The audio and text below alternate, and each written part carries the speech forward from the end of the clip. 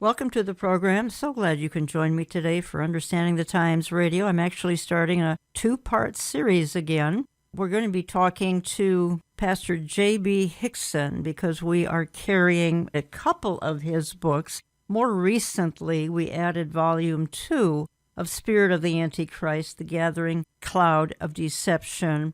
We don't have to look very far to see the spirit of the Antichrist. Here in my hometown of Minneapolis, we see it frequently in the rising crime and violence on our streets. Pretty typical of the blue Democrat cities and states that seem to favor the criminal and don't care a whole lot about the victims of crime. I'm always reminded when we talk about evil schemers in high places, Psalm 2, God laughs at the global elite who want to mimic God's kingdom. They recently did exactly that in their global gathering in Davos in mid-January, which is an annual meeting that openly displays, I'll be blunt, its hatred for the God of the universe, for they see themselves as God, and they openly so state. They are driven by the spirit of the Antichrist, who has been alive and well for thousands of years. The organization behind that, the World Economic Forum, it's a very dark organization, but don't be discouraged because God has the last say. I believe their great reset is the tribulation from which believers are absent. They may have a 7-year time that they would consider their glory days. It won't be so glorious, but the return of Jesus Christ will put an end to it. Now, on the World Economic Forum agenda is global government, a global digital currency, a false global religion, the agenda of climate alarm, and quite frankly, they're trying to rush into Revelation 13. I want to play a real short clip by Pastor Tom Hughes. Here he is actually commenting on that World Economic Forum meeting in Davos. Again, that was mid-January. They generally meet one time, sometimes twice a year, usually in Davos, which is a city in Switzerland, and sometimes they have to have online meetings. I just want to play this clip of Tom Hughes. I'll come back and comment, and then I'm bringing on my guest, Pastor J.B. Hickson. As I watch what's taking place, the World Economic Forum is holding its annual meeting in Davos, Switzerland, right now, this week. And it appears to me we are watching the birth of the system of the beast. Once again, the world elites are gathering to plan the future for everyone else. They couch their plans in terms of problem solving. But lucky for them, there are a massive number of problems to solve. I mean, just think about it. As we look at everything that's going on, what a mess. Or maybe as we look at everything that's such a mess, maybe luck has nothing to do with it. Lots of today's problems are the result of old solutions they foisted on the world in years past. Sometimes they make up problems or they blow them completely out of proportion. And this allows elites to gain their power by proposing fixes for those non-existent or greatly exaggerated problems. Just consider some of these things. So with this meeting, for example, Klaus Schwab, he opens the World Economic Forum annual meeting with a call, you ready for this? To master the future. Wow. And then, check this out. This is an actual tweet coming from the World Economic Forum. Check this out. Welcome to 2030. I own nothing, have no privacy, and life has never been better. Now, the World Economic Forum has removed the landing page, but the tweet stays up. That is just incredible. Let me read that again. Welcome to 2030. I own nothing, have no privacy, and life has never been better. And then, of course, central bank digital currencies are coming, whether countries are ready or not. And then, of course, there is more. Think of this. World Economic Forum says the next thing to worry about is a catastrophic cyber shutdown. So what are some other goals of this internationalist, globalist organization? Well, they want to upgrade humans into gods. They want to form a one world currency. Tom Hughes just referred to it there, central bank digital currency. Get familiar with CBDC. They want to reduce the population. They want a surveillance system. They want to enhance artificial intelligence that will be smarter than humans. They want lab-grown meat. They want us to eat bugs. Not kidding. They want to create global communism as people will own nothing and be happy. They want to diminish the role of America. Their motto of build back better is another term for order out of chaos.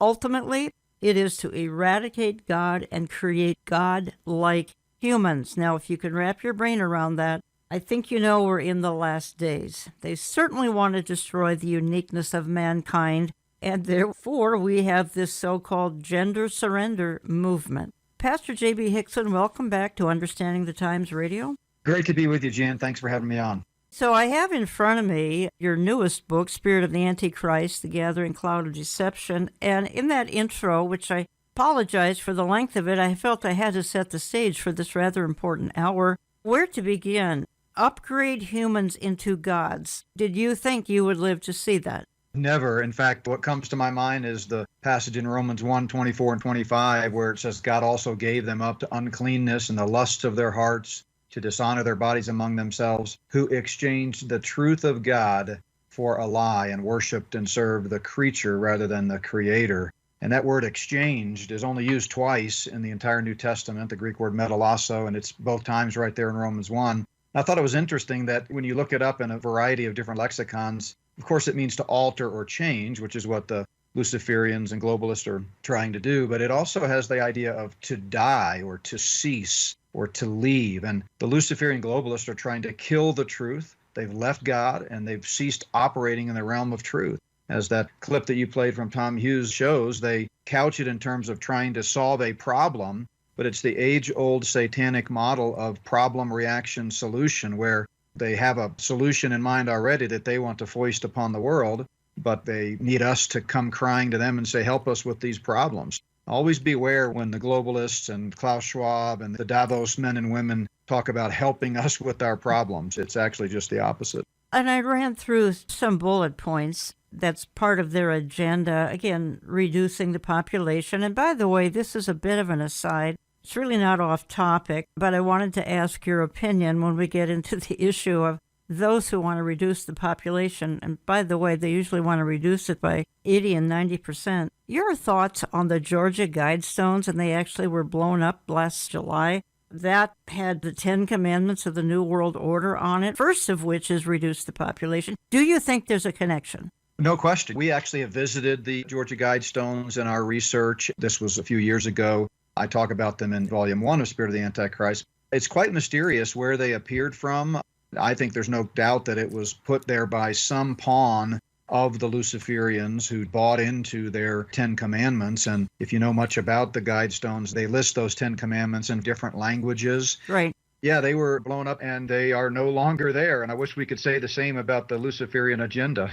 In my study of the Guidestones, R.C. Christian, looking deep into his history, apparently was a Rosicrucian. And we're going to actually get into that in a few minutes when we get into some secret societies and their efforts at forming global government. And folks, that's what these two programs are about. The rush to the one world system. Who's a part of this agenda? We're focusing on heavily, at least part one of our programming, on the World Economic Forum this week. We may not take the whole hour for that, but we'll take a portion of the hour. I just want to play one more clip, JB, going back to their meeting mid-January in Davos.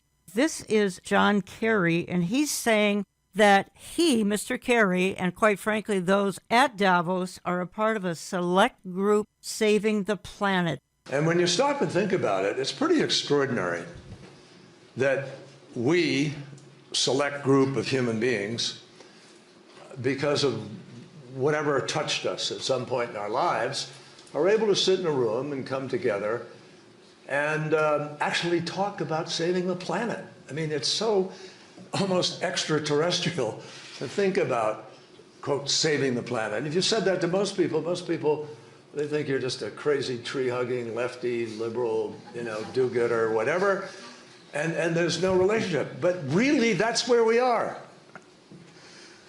You look at what's happening with species. Half the species of the planet have been already killed. And if you look at the way we live, the incredible sort of destructive process of growth, the way we interpret it, not as enlightened growth, but as a sort of robber baron growth. driven by a lot of different things. We had 18 separate $1 billion cost events in the United States last year. And you look at Pakistan, where 30 million people in one single event were displaced and their lives were affected, extraordinary upheaval. And that situation in Pakistan was tragic. JB, you want to comment on that? It's so hypocritical, typical of the Luciferians. John Kerry flies around on a $5 million Gulfstream G4 private jet while he's lecturing everyone else on their carbon footprint. As I get into in my Spirit of Antichrist Volume 2 book, the whole climate change agenda is a key linchpin in rolling out their one world system politically, religiously, and economically. You say this, I'm quoting you here. Did you know there is a global game of King of the Hill taking place right under our noses? It is a battle that has been raging since the Garden of Eden, and it has shifted into high gear over the last 2,000 years. At its core is a spiritual, unseen battle between good and evil. And these are my comments here, JB, because I observe that in the last 100 years, we've seen giant steps taken for this one world system, staggering progress I didn't expect to see, at least some of it here in the more recent years. Your thoughts on that? I absolutely agree that the last 100 years, really the turn of the 20th century, is when the globalists set in motion their plan to first take down America and then ultimately cross the finish line in their one world system. I talk about this in the book. You go back to the Rockefellers, the Carnegies, and the way they intentionally took over medicine and education and the scientific community and the colleges and universities, compulsory government schooling, and the economics with the rolling out of the Federal Reserve. It was all intentional. As I explain in the book, really America is the one thing standing in their way. They originally wanted America to be a beachhead for the New World Order. That's why they called it the New World. But they vastly underestimated the power of God's people, the power of faith, the power of God's word. Of course, if you know American history, you know that God's fingerprints are all over the history of our country. But it took them a lot longer, but eventually they were able to come in and take control. They've been targeting the 2020s for almost 100 years now as their end game. It really is fascinating when you begin to see this King of the Hill game emerge and the usual suspects are standing atop the hill giving orders. You're listening to Understanding the Times Radio. I'm Jan Markell. I have on the line from Colorado Pastor J.B. Hickson. He pastors Plum Creek Chapel in Sedalia, Colorado. He's written many books, and we're carrying two of them, Spirit of the Antichrist, The Gathering Cloud of Deception, Volume 1 and Volume 2. I'm focusing my comments heavily for the next 2 weeks on Volume 2. JB, going back to my bullet points again, and you just touched on this a second ago, because one of their goals has been the diminishing role of America, which is tough for everyone to watch day by day. Then their motto of Build Back Better is just another term for order out of chaos. Can you help us understand that? They love to twist words, as the passage I read a moment ago from Romans 1. They love to completely twist and turn truth on its end. So they've deconstructed language. For example, when they talk about sustainability or smart meters and smart devices, all of that means just the opposite. It goes back to the garden when Satan first confronted Eve, and everything he said was a lie, and he twisted God's word. Hath God really said? So you really need to learn to speak, or at least interpret, that code language of what they're saying. So when they say build back better, what they mean is better for them, according to their agenda. And they're trying to usher in this utopian world in their mind, which is really a dystopian world for the rest of us, in which they are the ones that are sitting in rulership and they have a few million serfs underneath them that are there to serve them. But the rest of us are useless breathers that need to get out of the way. And you all know Harari actually talks about how most of the common people are useless and of no value anymore and need to be exterminated. I have a short clip here. It certainly references Harari. The messaging coming out of the WEF is becoming increasingly sinister, with Klaus Schwab taking on the role of terrorist group leader, using communications channels to issue ultimatums to humanity. Do what I say or else. According to Schwab, the new internet will only be available to those who submit to the WEF's biometric digital ID. In a new speech given in the lead up to the World Economic Forum's annual summit in Davos this week, a triumphant Harari doubled down on Schwab's disturbing claims and boasted that the WEF has gained more power than the Soviet KGB or the Spanish Inquisition ever had. Until today, nobody had the necessary computing power and the necessary data to hack humanity. Even if the Soviet KGB or the Spanish Inquisition followed you around everywhere, 24 hours a day, watching everything you do, listening to everything you say, still, they didn't have the computing power and the biological knowledge necessary to make sense of what was happening inside your body and brain and to understand how you feel and what you think and what you want. However, according to Harari, this is now changing, and the WEF has made major breakthroughs in understanding organisms. WEF scientists, drawing on what Harari calls the great insights of modern life sciences that he says began with Charles Darwin, have decided that organisms are algorithms. According to Harari, humans are not only hackable, but we are no different to viruses or bananas. This guy is so creepy, J.B. Hickson, this Yuval Noah Harari, saying humans are hackable. He's a God-hater, that's putting it mildly. Give me your thoughts. Most of your listeners are well acquainted with Harari by now. He is Schwab's right-hand man. If you were to make an analogy with the beast and the false prophet, you might say that Schwab is the beast and Harari is the false prophet. He wants to upgrade humans into gods. He, of course, has said multiple times that humans are hackable animals. As the quote that you just played, he doesn't think in terms of organisms, he thinks in terms of algorithms. And he says the whole idea that humans have a soul and free will is over.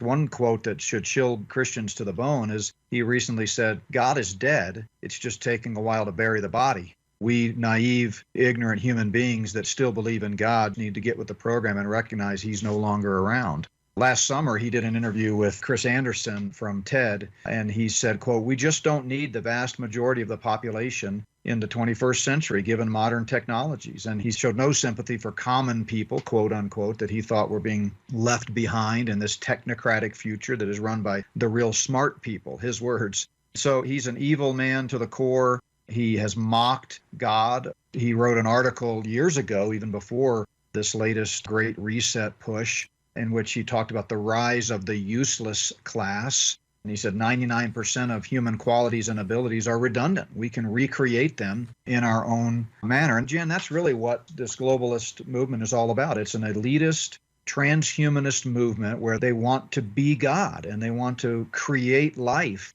Isaiah tells us Satan ascended to the heights of the clouds, referring there to the third heaven from which God rules. And he wants to take over the dwelling place of God and become like the Most High God. These are just his human accomplices, and Harari and Schwab are right there at the tip of the spear doing his bidding. You used the term there, transhumanism, and why don't you give us a definition for that? Now, I've talked about it on this program before. I posted articles about it, but I think it's still a bit of a mystery to some of my listeners anyway, because you really almost have to see a video to completely understand what transhumanism is. Give us a couple-minute definition here. It all comes down to understanding that prefix trans. Anytime you put trans in front of a word, essentially you're changing the entire meaning of that word. Transgender means gender no longer has meaning. So transhuman, the first one to use that word was the Darwinian eugenicist Julian Huxley from the famous Huxley satanic family. He's the brother of Aldous Huxley. Many people might know him as the author of A Brave New World. Julian, from 1946 to 48, after the war, he was the director of UNESCO, the United Nations Educational, Scientific, and Cultural Organization. That's a leading Luciferian-controlled group that advances the Luciferian agenda. That term, transhumanism, comes from Julian Huxley's paper that he wrote in 1957, which was titled Transhumanism.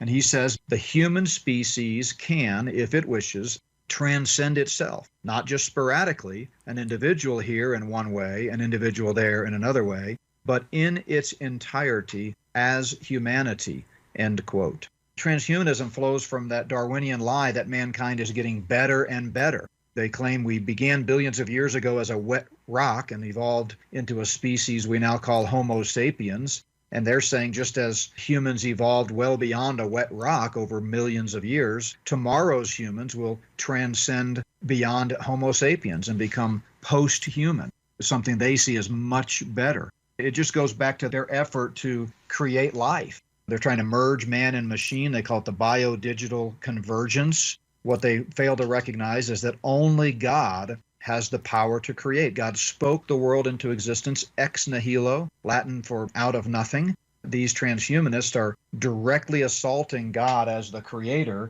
trying to deface and debase the image of God in man. They're doing that by their attacks on gender, and they're trying to achieve divine status. That's what sets God apart. He's the creator, they are not, and they're trying to become the creators. Talking to Pastor J.B. Hickson this hour, carrying his newest book, Spirit of the Antichrist, The Gathering Cloud of Deception. I want to play one more clip by Tom Hughes. Folks, I listened to a ton of audio clips on the World Economic Forum, reviewing it post-conference. It was held mid-January, but I found very few from a biblical perspective. I did find Tom Hughes commenting very effectively on it. Listen, I'm not calling Klaus Schwab the Antichrist, nor am I saying that his organization is knowingly preparing the world for the coming of Antichrist. My point is that they are showing us the pattern that the Antichrist will use in his rise to power. The world of Antichrist will face many of the same problems it faces now, but the severity of those problems will be ratcheted up to seemingly untenable extremes.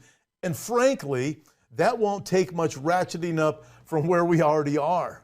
This year, the World Economic Forum, get this, is listing 2 sets of what they consider the world's 10 most urgent points of danger. Ready? A list of 2-year problems and a list of 10-year problems. Some are repeated in each list, and they tend to mirror problems that the Antichrist system will be designed to address. The 2-year list, for example, begins with the cost of living crises. They don't say inflation, maybe because inflation comes primarily from government overspending, something their policies have encouraged for decades. I mean, they're creating these things. I mean, you look, you go, it's like the person who lights the fire comes along and sells you the fire extinguisher. And that's what's going on. And their 10-year list starts with failure to mitigate climate change. In fact, 11 of the 20 listed problems come under the heading of climate change and the environment.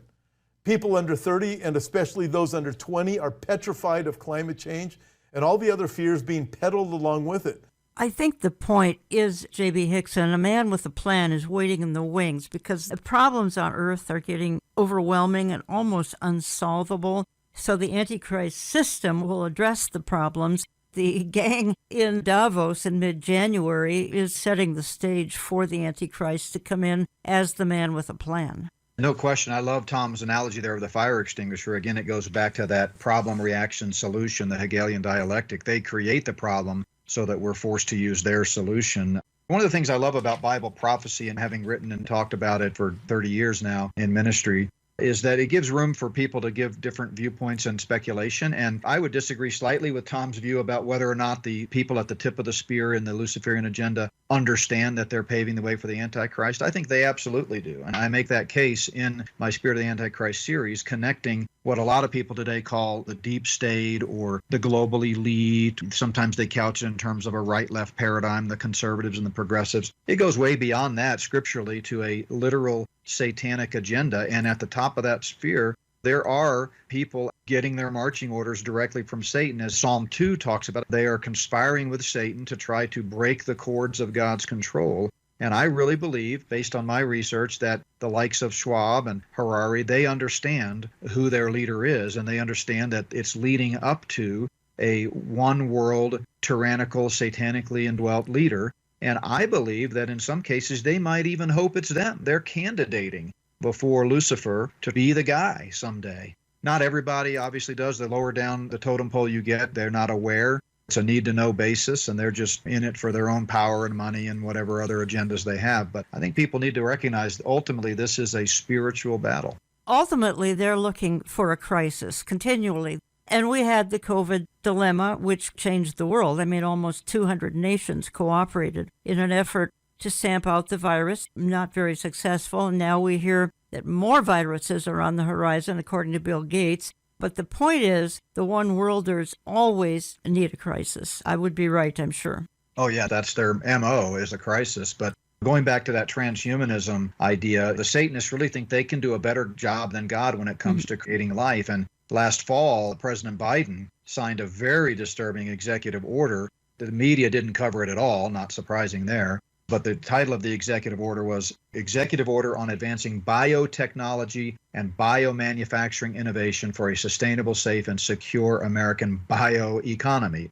And essentially what he was doing is trying to eradicate all human rights and anything that stands in the way of the transhumanist agenda. One of the most disturbing lines from that executive order was, we need to develop genetic engineering technologies and techniques to be able to write circuitry for cells and predictably program biology in the same way in which we write software and program for computers. This is their plan, and this is what they talk about in these seminars, these breakout sessions at Davos, like the one in mid-January. You have the big ones, the plenary sessions, but then you have these little think tanks that get together, and this is what they're doing. They only tell us just enough to intrigue us, but they are moving this ball forward. Yeah. In part two, I want us to consider, again, we haven't left Davos yet, mid-January. It was a stunning array. Again, we'd have to use the term of global elite, and that's kind of a strange title, but that's the way they perceive themselves. But what does the Bible say? 1 John 4:3,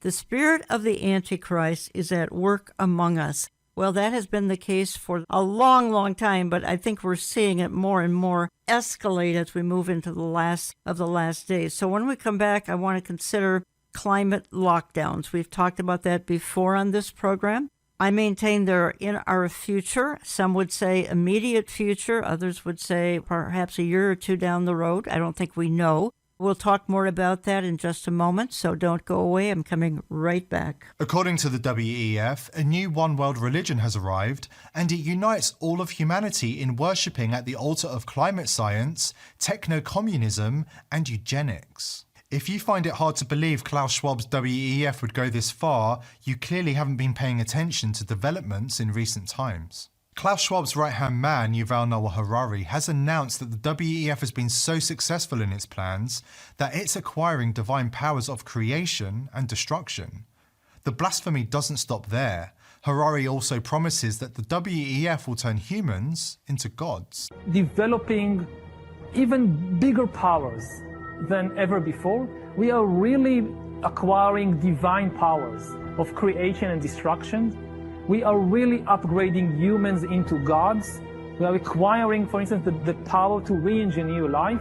Welcome back. Talking for the hour with Pastor J.B. Hickson, basing our conversation on the recent Davos meeting, which featured 2,700 global leaders from 130 nations. There's 52 heads of state present. This is mid-January. And they're planning all sorts of mischief, and that's putting it mildly. So I wanted to review that happening with my guest for this week and next week, Pastor J.B. Hickson, because we are featuring two of his books, The Spirit of the Antichrist, The Gathering Cloud of Deception, Volume 1 and Volume 2. I'm basing the discussion this week and next heavily on his Volume 2 of that book. You can find it in my bookstore, olivetreeviews.org, olivetreeviews.org. You can call my office. You can get on my newsletter lists. J.B. Hickson, I wanted to get to a couple of more points here before we move on to some other topics. I alternate between thinking these folks are simply delusional, or are they inspired by the devil? Perhaps they make perfect sense in their own heads and their goals are perfectly laid out in their own minds. But to you and me, what they are saying and even trying to accomplish is delusional. However, God's going to give them a window of about 7 years to accomplish some very evil things. The church will be gone,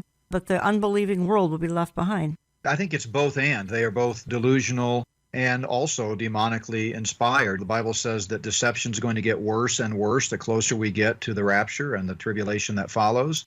On some levels, they are literally demonically either inspired or in some cases possessed. But I think on others, I think they've done a good job of deceiving their underlings. So I think you have some well-intentioned scientists out there that really believe the world is going to come to an end and they need to save the polar bears. And they're out there propagating these lies about climate change in the same way that many medical doctors were propagating lies related to the vaccine. But at the top tier, they know exactly what they're doing, and they're trying to deceive the world. I think that's the key part of that verse in 2 Timothy 3:13. Evil men and impostors are getting worse and worse, deceiving and being deceived. Yeah.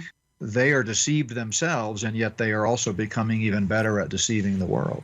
I'm reading just a few paragraphs from an article written by Jonathan Brentner. It's titled Tower of Babel All Over Again, Uniting the World in Opposition to God. Brentner writes, it's the Tower of Babel all over. This time we don't see a structure stretching heavenward, but rather the World Economic Forum, WEF, led by Klaus Schwab and his close advisor, Yuval Harari. The intent of opposing God and uniting the world under a satanic regime, however, is the same as it was in Genesis 11. During the week of January 16 through 20, the WEF held its annual meeting in Davos. Thousands of attendees, CEOs from around the world. He says, don't be deceived by their seemingly benign agenda. Their true intent is both diabolical and deadly.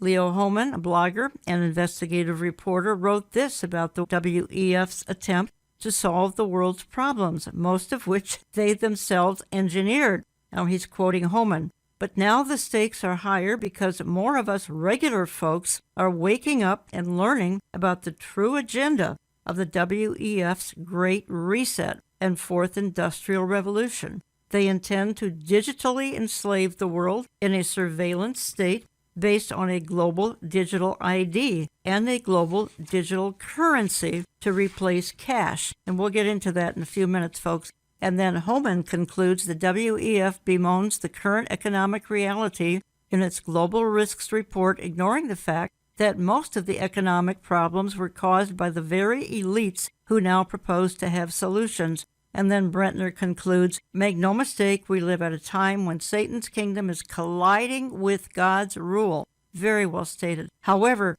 with the clash comes a cause for rejoicing.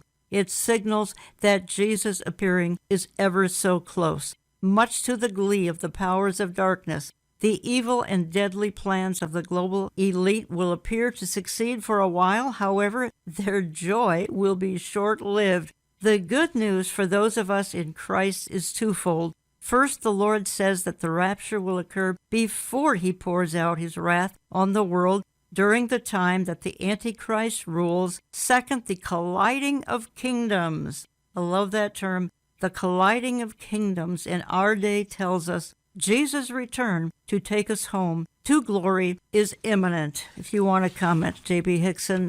I love both those guys. I've had the chance to work with Hohmann in a couple of joint appearances, and I cite him extensively. And of course, Brentner's spot on. He's quite the wordsmith there, just talking about the colliding kingdoms.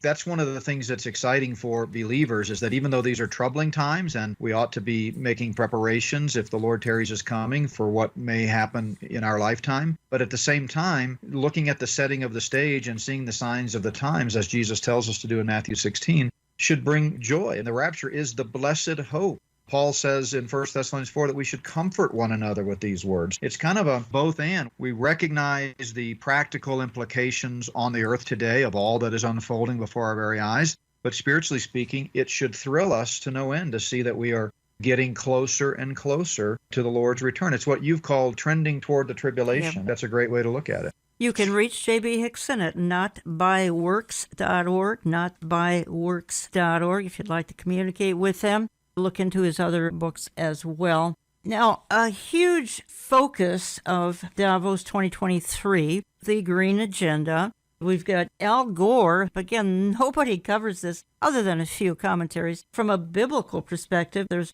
quite a climate agenda coming up in the tribulation, which these folks don't really want to take into consideration. If we could play this clip, because here he is having a meltdown. I don't think he feels his climate agenda has been all that effective, and it never will be, because God controls the climate. As the Secretary General said in his brilliant speech earlier today, we are not winning. The crisis is still getting worse faster than we are deploying these solutions, and we need to make changes quickly. emissions are still going up. All these promises of the last few years to cut emissions are still going up. When are we going to bring these emissions down? And just to put the science in a slightly different context, people are familiar with that thin blue line that the astronauts bring back in their pictures from space.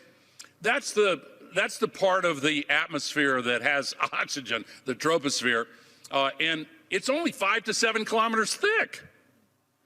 That's what we're using as an open sewer. If you could drive a car straight up in the air at interstate highway speeds, you'd get to the top of that blue line in 5 minutes. And all the greenhouse gas pollution would be below you. We're still putting 162 million tons into it every single day. And the accumulated amount is now trapping as much extra heat as would be released by 600,000 Hiroshima-class atomic bombs exploding every single day on the Earth. That's what's boiling the oceans, creating these atmospheric rivers and the rain bombs and sucking the moisture out of the land and creating the droughts and melting the ice and raising the sea level and causing these waves of climate refugees predicted to reach 1 billion in this century. Look at the xenophobia and political authoritarian trends that have come from just a few million refugees. What about 1 billion? We would lose our capacity for self-governance on this world. We have to act. So in answer to your question, I would say we have to have a sense of urgency much greater than we have yet had, and we need to make some changes. He almost became president of the United States some 20 years ago. Your thoughts, J.B. Hickson, on that clip? It's hard to listen to anything Al Gore says and not get sick at your stomach. Like you, I've been following him for decades, and he's a messed up individual. There's no doubt that the climate agenda is really the linchpin right now of what they are using to roll out the one world system. And it had a tough start. If you remember, going all the way back to 92 and the Rio summit, there were some leaked documents that came out of Copenhagen that exposed it for a hoax that it was. And they had some backtracking to do and had to quickly get control of it. But now here we are 30 years later, and it is the accepted reality in the scientific community. I remember talking one time, Jan, to a pretty high-level scientist up in Alaska. We were up there for a conference. We're in his home, and he's a believer, but he had bought into the lie of climate change, or what used to be called global warming. He just couldn't see through the deception. It's like Mark Twain said, it's easier to fool people than to convince them they've been fooled. It's difficult to overstate the issue of climate change and how it relates to the Luciferian agenda. Do you feel that the climate lockdowns could be in our future? It would appear that they would be following in the footsteps of COVID lockdowns, perhaps with some of the same goals, as, of course, limiting freedom, limiting even travel, but there is every indication that they could be in our future.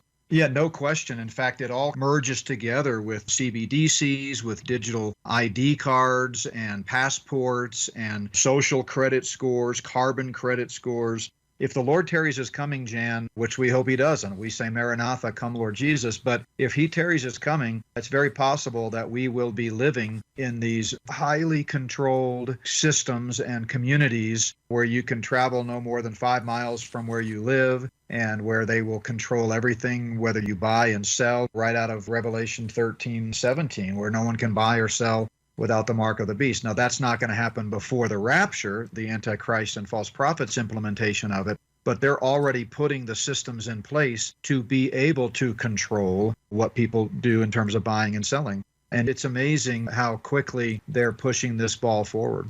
We're kind of reviewing this hour in part one of a two-part series, the World Economic Forum meetings mid-January in Davos. These are the movers and shakers trying to institute a new world order, which I believe will be the tribulation. Right now we're seeing a colossal setup for that tribulation, which is outlined in the Bible, of course. We're looking at the various aspects, some of the multiple topics covered in Davos back in mid-January. And I'm also basing my interview of J.B. Hickson on Volume 2 of his book series, Spirit of the Antichrist, The Gathering Cloud of Deception, acknowledging that the spirit of Antichrist is everywhere as we speak, and it's been intensifying and intensifying, certainly in the last several hundred years and even in the last decade. I certainly saw it here in the Minneapolis area. My office is just minutes from the George Floyd situation that happened in May, June of 2020. Also want to comment just a bit on central bank digital currencies, which is all a part of this agenda discussed in Davos in mid-January. Want to play one more climate clip, and it happens to be climatologist Mark Morano. He has an interesting take on all of this. In this vision, because they believe when they say you'll own nothing, you'll be happy, and everything you want to be delivered by drone, they actually have a whole article about how you'll be living in this space, in this city. And you can see some of these cities that's emanating from it. You see them in the desert. They have these prototypes, or they're just basically a long column, real tall, and people are going to live in their little pods in these places. But anyway, you won't have to pay rent because during the day, your place will be used by business for a meeting and you can rent it out. When you want to get a blender, say you want to make something, you just hit an app and then a little drone will fly in or something, or some delivery, and it'll deliver the blender right at your house right there. And then you'll use the blender, then you'll put it outside your door, and then the drone or the person will come pick it up. They have a belief that their system, bureaucratic system, is going to be able to micromanage every level of our lives down to what appliance you don't need to own, that you can just order up when you need it and then drop it off. They'll come pick it up when it's done. That is a utopian, insane vision. And that's partially where they get that from. So they go on and they say meat will be a rare treat. The U.S. will no longer be a superpower. Climate change will be the number one issue that we're facing. They want to abolish all private currency. They're pushing what we call the central bank digital currency, which then makes it, and this is again part of the sort of the stakeholder capitalism woke, the concept of you can't use money, your credit card, your digital currency, if you've said something the state doesn't like. And you can bring up like what happened with Justin Trudeau in Canada. He declared the trucker protest against the COVID mandates terrorists. So what did Justin Trudeau do? He picked up the phone and told the banks, hey, freeze their accounts. The corporate banks were like, yes, sir, no problem. He called up the insurance companies and said, stop insuring their trucks. Yes, sir, no problem. He called up the banks again and said, stop giving anyone access to their own money if they give them coffee or donuts or any kind of relief or water bottles. So that was the ultimate inclusion. That's what the Great Reset is. So in essence, what Klaus Schwab saw happen in March of 2020 got them so excited that within 2 months, he gave his major speech in Davos saying, now is the time for a great reset. It's a rare, narrow window of opportunity in which to reset the world, reset capitalism, this time in the name of climate change. And COVID has showed us the way. We had a UK House of Lords member who came out and said he was shocked at how, quote, compliant the public was to the COVID regulations. And now is the time to switch over to climate. And then you had a Gates Soros-funded professor named Mariano Mazzucato in Europe say that now is the time to start looking at climate lockdowns. We had COVID lockdowns and now climate lockdowns in order to save the planet. And then the UK Guardian headline and study, we need a lockdown, COVID-style lockdown every 2 years in order to save the planet and meet our UN climate emission goals. Again, that was Mark Morano. Your thoughts, J.B. Hickson? He's talking there about how Klaus Schwab was using the COVID crisis to advance the Great Reset. Now, what people need to understand is that the Great Reset has been on their agenda. It was on the WEF website for years before COVID. As I've outlined in Volume 1 of Spirit of the Antichrist, there's all kinds of smoking gun evidence that was a pre-planned part of their agenda, and they just then took what happened with COVID to help further their agenda. But he's right, as he quoted that one parliament member in the UK, they were shocked, they being the Luciferians, were shocked at how easily all of these control measures went over. And for the first time since Constantine, most churches in America stopped worshiping God on Easter Sunday. That just tells you how easily deceived people are. There is definitely a connection between the climate change agenda, the COVID agenda, and the digital agenda. They're merging them all together to get control. It goes back to Psalm 2. Satan wants to break the cords of God's control. He has control issues, and so do all the Luciferians. They don't like to be controlled. They want to be the ones controlling. I've got an article in front of me. Just read a paragraph or two because I'd like your input into this, and that is central bank digital currencies. You would call that electronic money. Cash will go away. The article says we are at a crossroads of the dollar losing its prominence and value in the world and the danger of accepting a digital currency controlled by an all-powerful globalist government in exchange for an empty promise of convenience. Folks, they will sell it as convenience. The globalist plan is that. Instead of using fiat currencies, paper money, and coins, all governments would issue a credit-based system whereby balances and all transactions are recorded digitally.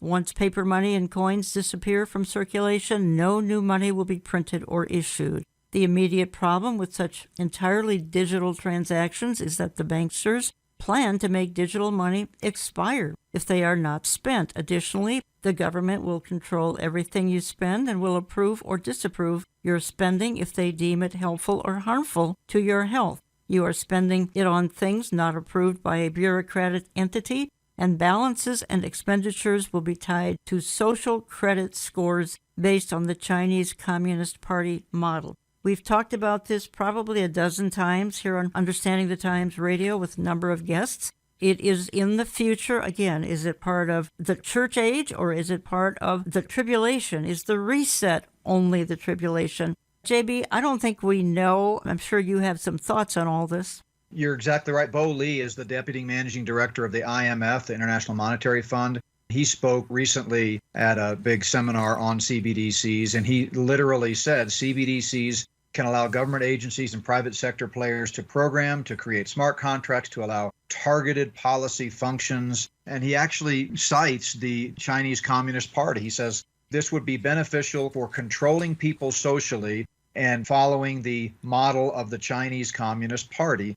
So it all comes back to control. That was a good definition that you read of CBDCs. By the way, I deal with CBDCs pretty extensively in Chapter 2 of Spirit of the Antichrist. And if your listeners want to go to spiritoftheantichrist.org, spiritoftheantichrist.org, they can see the chapter and section headings in the book. But CBDCs are digital tokens that are issued by central banks and intended to replace every other form of monetary transaction. So you won't be able to sell anything at a garage sale to a neighbor without having this digital currency. Now, I believe, even though they're talking about rolling it out, the New York Fed even did a trial run of it here recently for 6 weeks, they will not be able to roll that out globally until after the rapture, because I think America is just not going to stand for it. That this is, again, the one piece of the puzzle that is standing in their way. They've got to bring down America before that. Now, they may bring down America before the rapture, but again, I don't see a fully implemented global digital currency successfully in place until after the Antichrist is in power. Oh, that's very interesting. I think I tend to agree with you. Others would call us escape artists. We're wishful thinkers here, but I don't think that's our motivation, is it? No, not at all. And don't get me wrong, I think it's already in place in many, many countries. And I think it may be even 70, 80% in place if the Lord tarries is coming very soon, certainly by 2030. I just don't see it being a global, tight control grid the way they envision it and the way it will be under the Antichrist regime before the rapture. Yeah. But I just think it's just too difficult. They'll control major cities and metropolitan areas. They call it the Internet of Things. If we've got time, I'd love to elaborate a little bit on really the 5 key pillars of this digital transformation. CBDCs is just a part of that. If you could do it in about 3 minutes, that would be great. And we can carry it over till next week because we'll be doing part 2 in our programming here next week. Folks, this is part 1 based on Spirit of the Antichrist, the Gathering Cloud of Deception, in our online store. So go ahead, take 2 to 3 minutes, JB. The digital transformation has 5 pillars. It starts with data harvesting, where they get their data and store it in these massive fusion centers like the one in Sandy, Utah. They do that through cameras and lights and facial recognition. The second pillar is cloud services, where everyone is using Google and Amazon and Dropbox and some of those cloud-based technologies. Used to, you'd have to install software from a disk. Now it's all cloud-based.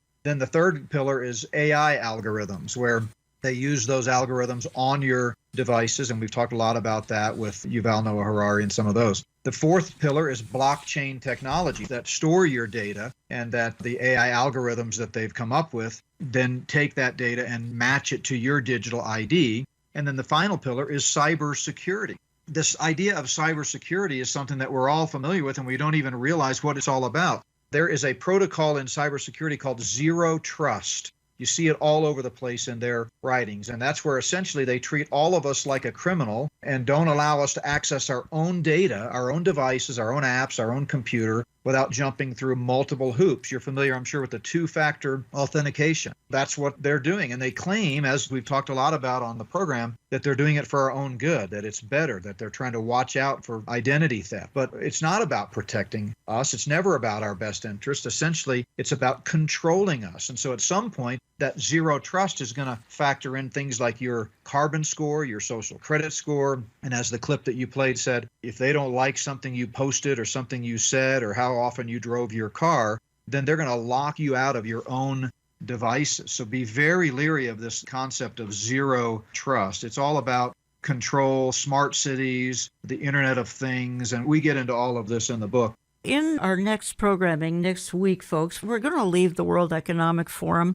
I wanted to review it this hour because there's been sadly not much commentary from a Christian perspective as to what happened in Davos in mid-January. Lots in the secular world, but shamefully little from a Christian perspective. But next week, we're going to continue on talking about some very, very cutting-edge issues as things are changing in front of us on a daily basis as the one world system gets in its infancy very prominently established. We'll be talking about some things that I think you will find informative and helpful. We'll talk about the coming one world religion. We'll talk about some government overreach. We might even talk a little bit about UFOs. We'll talk about some of the things Disney is doing, which are a little bit shocking.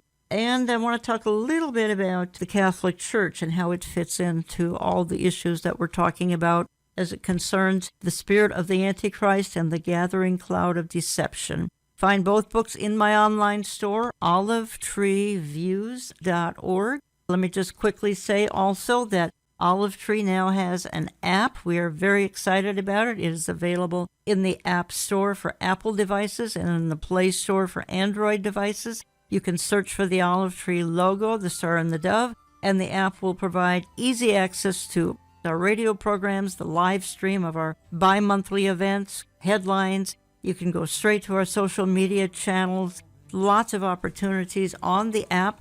Let me go out of this program saying this, that 2,600 years ago, Daniel predicted the demise of Satan's kingdom, the one we see forming before our eyes in a dream about the world powers that would come after his King Nebuchadnezzar saw a stone that struck the image on its feet of iron and clay and broke them into pieces. Daniel 2:34.